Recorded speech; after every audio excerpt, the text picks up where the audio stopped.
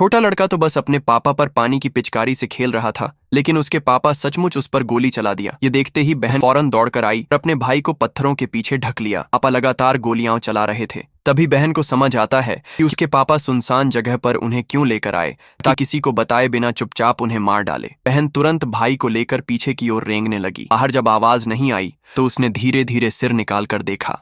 गाड़ी को भी उसने पेट्रोल से जला दिया था।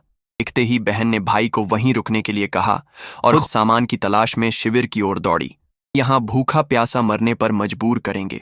सबसे जरूरी था कि किसी बस्ती तक पहुंचा जाए। बिना सामान और पानी के वे या भूख से मर जाएंगे या प्यास से। लेकिन यह वीराना बहुत विशाल था। सुबह से लेकर रात तक चलते रहे, लेकिन एक इंसान तक नहीं दिखा। प्यास से उनका बुरा हाल हो गया। भाई तो आसपास की चीजों को देखकर अभी उत्साहित हो रहा था, पर बहन के चेहरे पर चिंता साफ झलक रही थी। ताकत बचाने के लिए दोनों जमीन पर ही लेटकर सो गए। अगली सुबह फिर से वे यात्रा पर निकल पड़े, मगर यह बिल्कुल अंधेरे में तीर चलाने जैसा था। उन्हें दिशा का कोई अंदाजा नहीं था।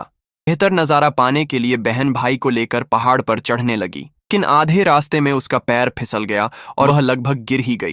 इस डर के बाद दोनों और भी सावधानी से ऊपर चढ़े। जब वे ऊपर पहुंचे तो उनके सामने सिर्फ बंजर पहाड़ों का नजारा था। दूर दूर तक किसी शहर का नामो निशान नहीं। इस हालत में जब वे प्यास से बेहाल होने लगे, बहन को एक डिब्बे में कुछ बूंद पानी मिला। उसने फौरन भाई को पिलाया और थोड़ी हिम्मत जुटाकर फिर सफर शुरू किया।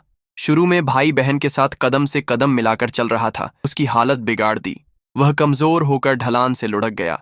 बहन ने घबराकर उसे उठाया और चलने को कहा, लेकिन 3 दिन से भूखा प्यासा भाई और चलने की ताकत खो चुका था। वह जमीन पर लेट गया। बेबस बहन ने उसे पीठ पर उठाया और चलते रहने लगी। पता नहीं वे कितनी दूर चले होंगे कि अचानक सामने एक पेड़ दिखाई दिया, तो दोनों उसकी तरफ दौड़े। पेड़ के नीचे पहुंचकर उन्हें यह देखकर हैरानी हुई कि वहां पानी का एक छोटा सा स्रोत भी था। भाई ने तुरंत पानी पिया, फिर वहीं से कुछ अजीब से फल लेकर खाने लगा।